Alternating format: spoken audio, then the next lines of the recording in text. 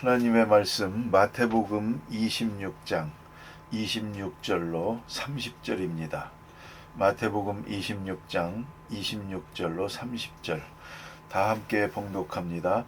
그들이 먹을 때에 예수께서 떡을 가지사 축복하시고 떼어 제자들에게 주시며 이르시되 받아서 먹으라 이것은 내 몸이니라 하시고 또 잔을 가지사 감사기도 하시고 그들에게 주시며 이르시되 너희가 다 이것을 마시라 이것은 죄사함을 얻게 하려고 많은 사람을 위하여 흘리는 바 나의 피 곧 언약의 피니라. 그러나 너희에게 이르노니 내가 포도나무에서 난 것을 이제부터 내 아버지의 나라에서 새 것으로 너희와 함께 마시는 날까지 마시지 아니하리라 하시니라.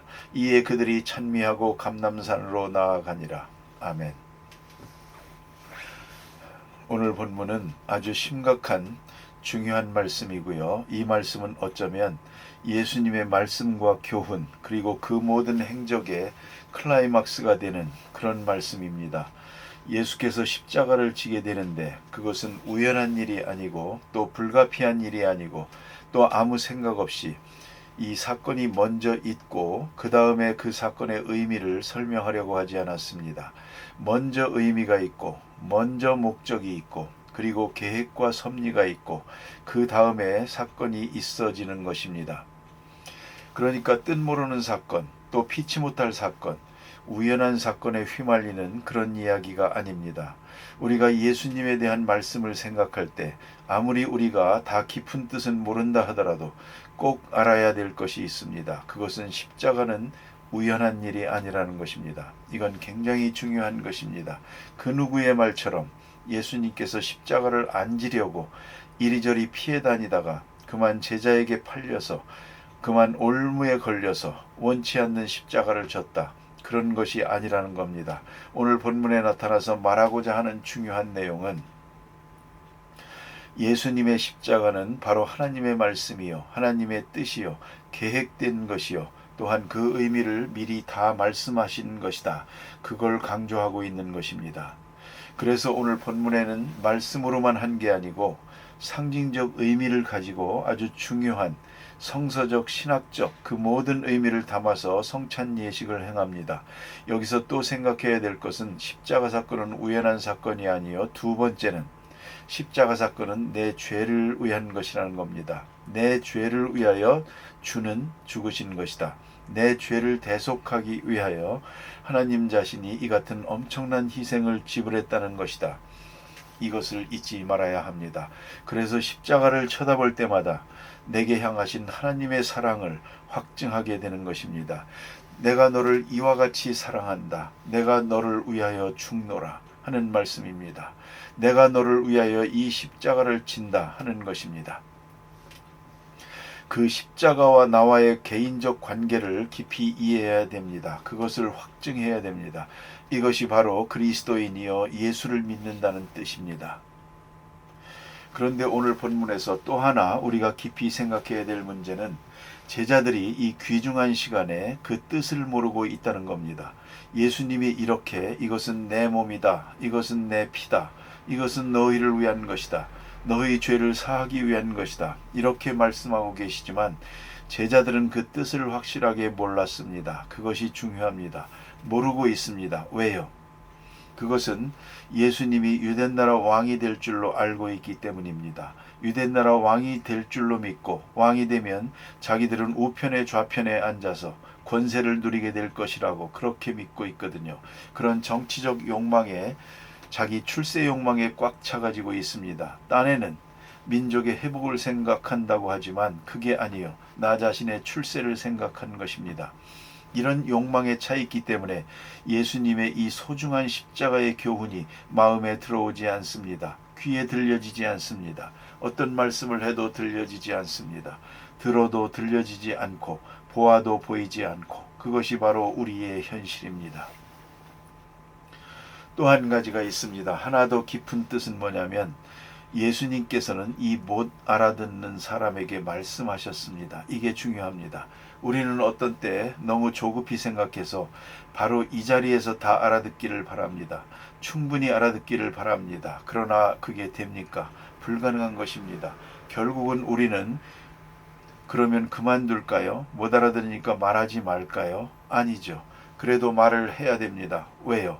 들어두면 지금은 모르지만 언젠가는 알게 될 것이니까요. 그래서 우리 어머니들이 그러지 않습니까? 아이들이 하도 속을 썩이면 너도 아버지 돼봐라. 너도 시집가서 어머니가 돼봐라. 그러면 내가 무슨 말을 하는지 알 때가 있을 것이다. 그러지 않습니까? 여러분, 부모로부터 들은 말씀, 교훈, 그때는 몰랐습니다. 심지어 매 맞을 때 이걸 왜 때리나 그걸 몰랐습니다. 그러나 이제 나이가 들어서 생각해보니 이제는 알 것 같습니다. 그러나 말씀은 미리 주는 것입니다. 미리 말씀을 하고 깨닫는 건 저 뒤에 깨닫는 겁니다. 그러니까 전할 것은 전해야죠. 할 일은 해야죠. 이게 중요한 것입니다. 알아듣지 못하는 제자들에게 예수님은 말씀했습니다. 부지런히 말해야 됩니다. 언젠가는 알게 될 것이다. 라고 하는 믿음을 가지고 말합니다. 이 믿음을 가지고 계속 가르쳐야 됩니다. 내가 해야 될 말은 계속해야 됩니다. 그 다음에 또 하나 있습니다. 그것은 뭐냐면 다 알아듣지 못하면서도 순종했다는 것입니다. 자, 이제 예수님께서 떡과 포도주를 가지시고 이것은 내 몸이다. 너희를 위하여 내가 죽는다. 이것은 내 피다. 이것은 너희를 위하여 흘리는 것이다. 제자들은 이게 마음에 들겠습니까? 도대체가 죽는다는 게 마음에 들지 않습니까? 그 위대한 능력을 가지고 왜 죽나? 어쨌든 그런 답답해하는 제자들에게 받아 먹으라 그랬습니다. 여기 명령이 두 가지가 있습니다. 하나는 저들에게 받아 먹으라. 또 하나는 이것을 마시라. 받아 먹으라, 마시라 그랬습니다. 두 명령입니다. 사실이야 그 귀한 의미를 다 알고 먹고 마신다면 얼마나 좋겠습니까? 얼마나 굉장한 은혜가 있고 이 성만찬이 그야말로 통회의 자리요, 감격의 자리요, 찬송의 자리요, 영광의 자리가 아니겠습니까? 그러나 오늘 이 자리는 도대체가 알 수 없는 초라한 예식으로 끝났습니다. 그런 만찬으로 끝났습니다. 그러나 예수님은 그러한 엄청난 진리와 의미를 담아서 성찬식을 하고 있습니다. 제자들은 그 뜻을 몰랐습니다. 그러나 받아 먹었습니다. 마셨습니다. 명령하시니까. 여기에는 믿음이 있습니다. 아주 작은 믿음이 있습니다. 말씀하시니 먹겠습니다. 말이 안 되고 마음에 안 들지만 먹겠습니다. 받아 먹었습니다. 왜 이 말을 강조하는고 하니 전설에 의하면 예수님의 동생 야고보가 이 자리에 있었습니다. 야고보서를 기록한 그리고 예루살렘 교회의 일대 감독으로 30년을 있었던 그 야고보가 바로 이 자리에 있었다는 것입니다. 그 역시 다른 제자들처럼 예수님, 자기 형님이 출세하면 자기도 더불어서 한자리 할 거라고 생각했습니다. 예수님의 지혜, 교훈, 가르치는 말씀을 가만히 보니까 비범하거든요. 예사로운 일이 아닙니다. 이건 틀림없이 메시아다. 그리고 그날을 기다렸는데 예수님이 점점 이상한 말씀을 하시더니 마지막에 나는 십자가에 죽을 것이다. 이것은 내 살이다. 이것은 내 피다. 그럽니다. 야고보는 참 이상하구만. 왜 예수님은 저렇게 말씀하실까? 그래서 안 먹고 나가버렸다지 않습니까? 예수님은 그에 대해서 책망하지 않았습니다. 그럴 테지. 저가 이 뜻을 모르니 그럴 수밖에 없지. 그 후에 예수님 부활하셨습니다. 십자가를 지고 부활하신 다음에 고린도전서 15장에 보면 단독으로 나타납니다. 단독으로 나타나서 야고보에게 보이시고 이렇게 되어 있습니다. 전설에는 여기에 해석이 붙습니다. 단독으로 야고보에게 보이시고 떡과 포도주를 가지시고 이제는 받아 먹으라 그랬습니다. 야고보가 무릎을 꿇고 어찌하여 저 같은 사람을 이처럼 사랑하십니까? 감사 감격해서 받아먹고 그때부터 참으로 예수의 제자가 됩니다. 그리고 충성을 다했기에 예루살렘 교회의 초대 감독이 되고 30년 동안 교회의 기초를 놓는 귀중한 일에 쓰여지고 마지막에 순교까지 합니다. 그 야고보의 순교는 아주 자주 나옵니다. 많은 기록이 있습니다. 이제 우리가 생각하십시다.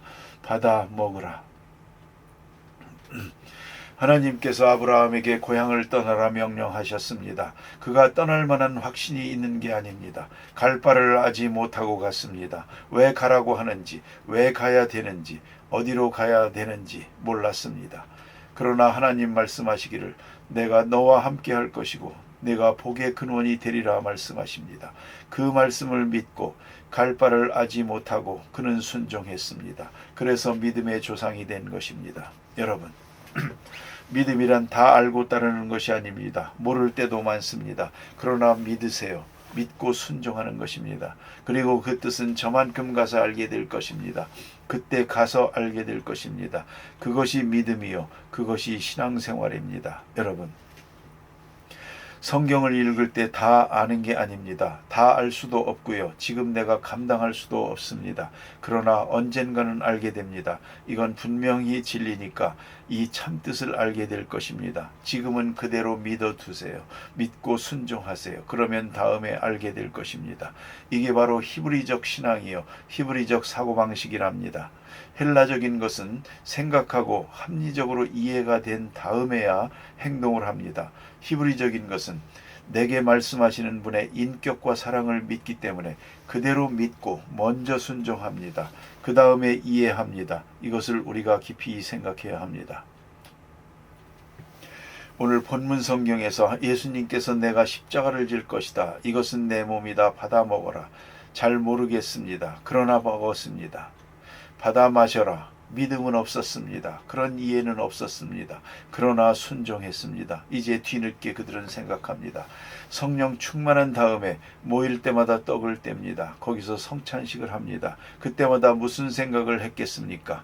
예수님이 친히 떡을 떼어줄 때 이 의미를 그때 알고 먹었어야 되는데, 그때 알고 포도주를 마셨어야 되는데, 그때 우리의 마음은 어떠했던가? 생각하면 부끄럽기 짝이 없습니다. 어찌 그리 어리석었던가. 그러나 두고두고 그들은 생각하고 뉘우치고 깨닫고 감격하고 그러면서 그들의 신앙생활은 이어집니다. 그들의 생이 다할 때까지요. 오늘 본문에 아주 중요한 말씀이 있습니다. 이것은 내 몸이다. 미리 몸을 주신 것입니다. 십자가에 돌아가셨다는 것은 그 몸을 우리에게 주었다는 것을 의미합니다. 이것은 내 피다. 피는 생명입니다. 생명을 우리를 위해서 주시는 겁니다. 이 피 속에 언약이 있습니다. 약속의 피다 그랬습니다. 이 거룩한 역사를 이루면서 여기 보니까 축복하시고 그랬습니다. 예수님 당시의 모습을 생각해 보세요. 심경을 한번 짐작해 보십시다. 우리를 위하여 죽으시는 몸이요, 우리를 위해 죽으시는 피요, 떡과 포도주를 두 손에 가지시고 하나님 앞에 감사기도를 드렸습니다. 축사는 감사기도요. 감사기도를 드렸습니다. 떡 5개와 물고기 2마리를 가지시고 5,000명을 상대로 하나님 앞에 감사기도를 드렸습니다. 거기서 기적이 나타났습니다. 오늘도 예수님은 자기 희생을 손에 들고 감사기도를 했습니다. 왜요? 이렇게 내가 죽음으로 저들이 사니까, 내가 죄인의 모습으로 죽어가면 저들이 하나님의 자녀로 살아나게 되니까, 죽으시는 자기가 아니고 죽으심을 통해서 살아나는 하나님의 사람들의 영광과 그 귀한 생명을 바라보면서 감사기도를 드렸습니다. 이것이 예수님의 기도입니다. 얼마나 중요한 이야기입니까? 나 자신을 희생하고 내 희생을 통하여 저들을 살리고 하나님 앞에 감사기도를 했습니다. 축사하시고, 이게 얼마나 놀라운 얘기입니까? 저들은 잘 모르지만 예수님의 그 높은 위상 때문에 받아 먹으라 하니 먹었습니다. 마셔라 하니 마셨습니다. 그 순종하는 믿음 속에서 이제 큰 구원의 역사가 이루어져 가는 것입니다. 기도하십시다.